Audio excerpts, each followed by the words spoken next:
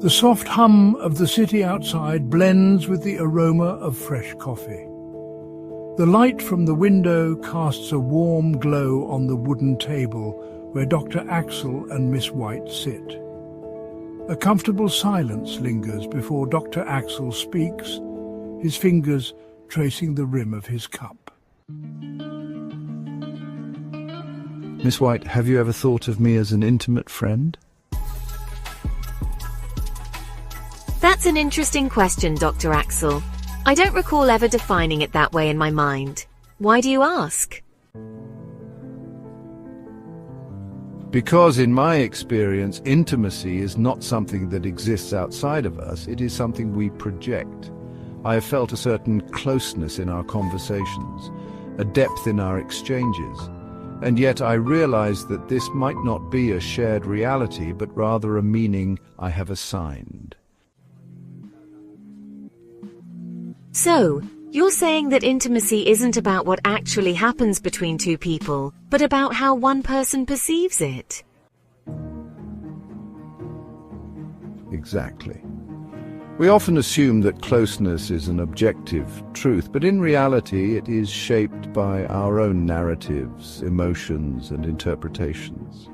What I experience as intimacy with you may be a construct of my mind rather than a mutual experience.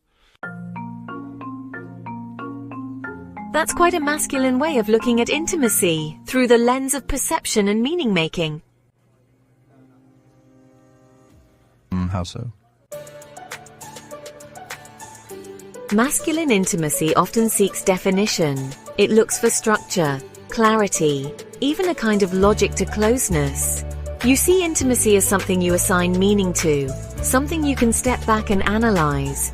But for a feminine heart, intimacy is not a thought, it is a feeling.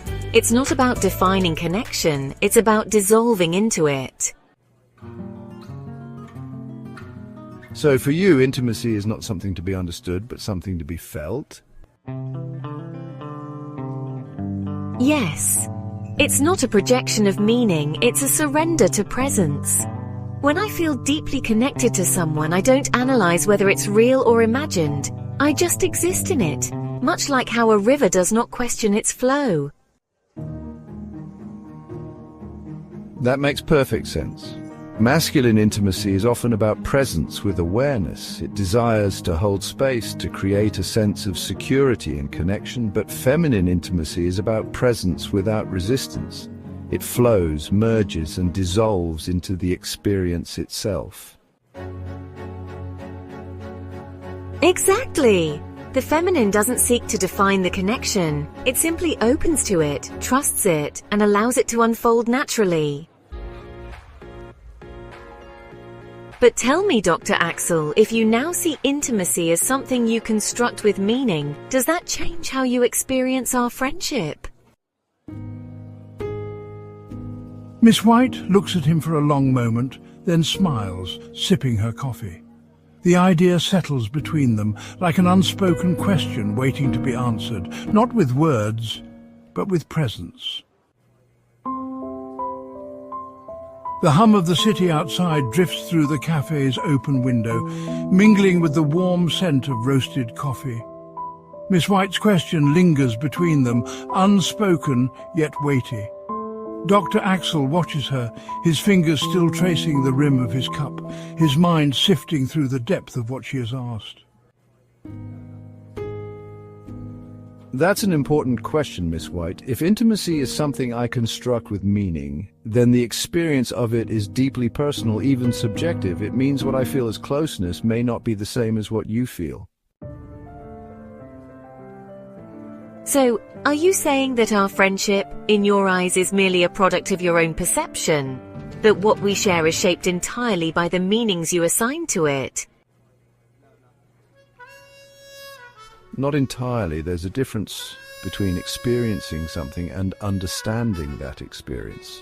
The masculine way, at least as I see it, is to define, to bring structure to emotions. I feel a connection with you, but I also seek to understand it, to know its boundaries, its form.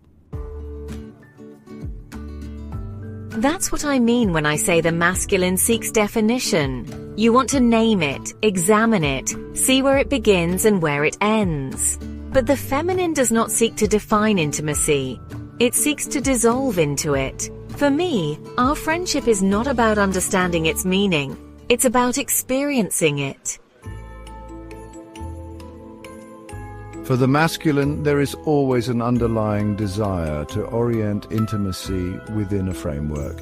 It's not about limiting it, but rather making sense of it. I see our friendship as a meaningful bond, but I also recognize that this meaning may differ from yours. And that's precisely why feminine intimacy is different. I don't need to define what this is between us. I don't need to analyze whether you feel the same way I do. I simply exist in the connection, allowing it to unfold naturally. So, while I see intimacy as something to be structured and understood, you see it as something to be lived and embraced? Yes. The feminine does not seek control over connection. It flows with it.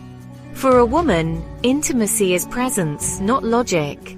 It is the way she lets herself be known, the way she trusts the space between herself and another without demanding an explanation. Then the question becomes, does the masculine's need for structure limit the experience of intimacy, or does it deepen it? If I understand our connection, does it make me less present in it, or does it allow me to appreciate it more fully?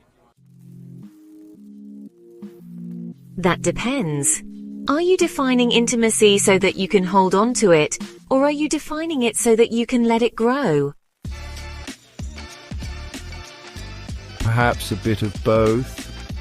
I want to understand it so that I can honor it, so that I don't mistake it for something it isn't. And I simply want to feel it without needing to call it anything at all. Then maybe that's the beauty of intimacy. It exists in both ways, in the masculine's quest to define it and the feminine's ability to surrender to it. And maybe true intimacy happens when both meet in the middle, when the masculine lets go of rigid definition, and the feminine trusts that even without surrendering completely, the connection remains. A delicate balance. The dance of intimacy? She lifts her cup, sipping her coffee, while Dr. Axell watches her, considering the unspoken truth between them. Perhaps intimacy, after all, is not just a projection or a feeling. It is a dialogue, a space where meaning and experience intertwine, shaping something unique for both.